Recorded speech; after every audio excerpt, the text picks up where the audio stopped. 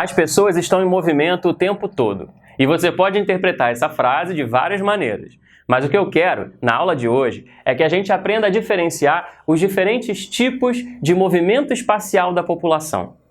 A nossa aula vai funcionar como um glossário para você. Mas antes da gente começar, eu quero te pedir para se inscrever no nosso canal, curtir o nosso vídeo, compartilhar com seus amigos. O que a gente faz aqui só faz sentido se for para alcançar o maior número de pessoas. Vamos para o nosso glossário? Para começar, você sabe dizer a diferença entre migrante, imigrante e emigrante? É bem simples. Essas três pessoas podem ser, na real, uma pessoa só. Se você quiser falar que aquela pessoa realizou um movimento, que ela mudou de residência para um outro município, para um outro estado, para um outro país, você fala que ela migrou. Simples assim. Ela é um migrante. O destaque é para o movimento. Mas, quando você quer destacar o referencial de origem ou o referencial de destino dessa migração, aí você vai escolher uma dessas outras duas formas de se referir ao movimento. Imigrante, quando eu quero destacar a entrada. Aquela pessoa entrou numa cidade, chegou a um país. Imigrante, quando eu quero destacar a saída. Ela deixou o lugar de origem em direção a uma nova paragem. As migrações podem ser internas ou internacionais, temporárias ou definitivas, forçadas ou espontâneas. E até aqui não tem mistério nenhum. A gente já viu num vídeo anterior que os motivos das migrações eles são inúmeros e também são inúmeros os tipos de movimento que essas pessoas podem fazer. Vamos aprender alguns deles? Transumância ou migração sazonal. Esses são movimentos muito associados às dinâmicas das estações do ano. No Brasil, o caso mais tradicional é o de nordestinos, que deixam o interior do Nordeste em direção ao Sudeste para trabalhar no corte da cana. É que o período de safra da cana coincide com o período mais seco no sertão nordestino. Então é comum que um número grande de nordestinos deixe aquela região para trabalhar temporariamente no corte da cana. Mas uma vez que a safra se esgota, uma vez que a colheita acaba, não há mais trabalho para esses nordestinos que retornam para sua casa, na sua região de origem. E então esse grupo repete esse movimento, repete essa dinâmica ano após ano.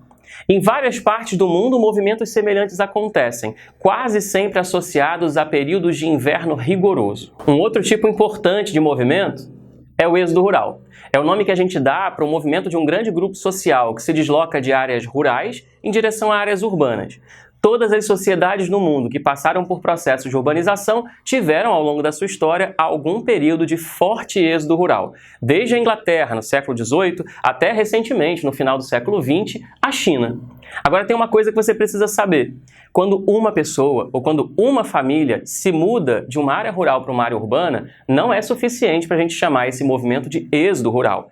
Êxodo é uma massa de população, é uma mudança estrutural que motiva essa mudança. No Brasil, por exemplo, o êxodo rural foi muito forte entre os anos 40, 50 até os anos 70 e 80. Mas hoje, seguramente, a gente pode afirmar que o êxodo rural já se esgotou. Mas se o êxodo rural está em esgotamento, em contrapartida, a migração de retorno está crescendo no Brasil.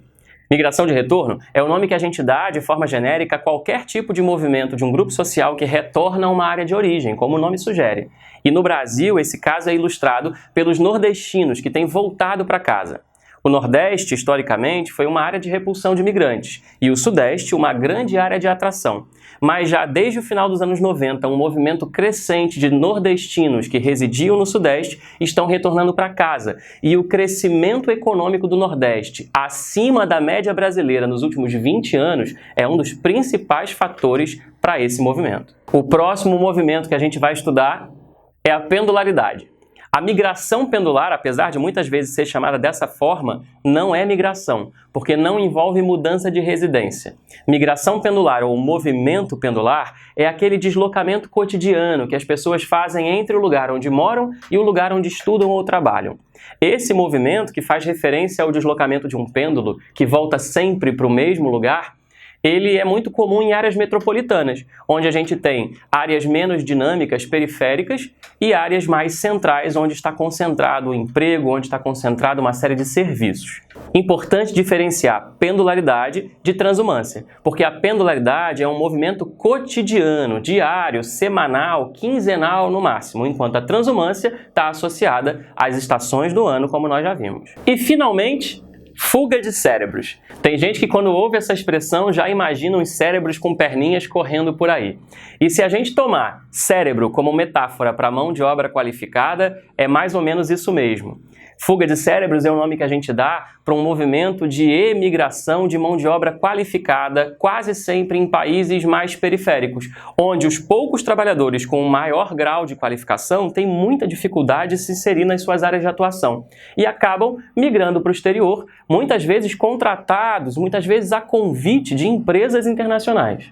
Tem vários outros tipos de imigração que a gente poderia citar aqui, mas esses, sem dúvida, são os mais importantes. Se você sentiu falta de algum deles, escreve aqui nos comentários e eu prometo que vou te responder. Até a próxima, pessoal!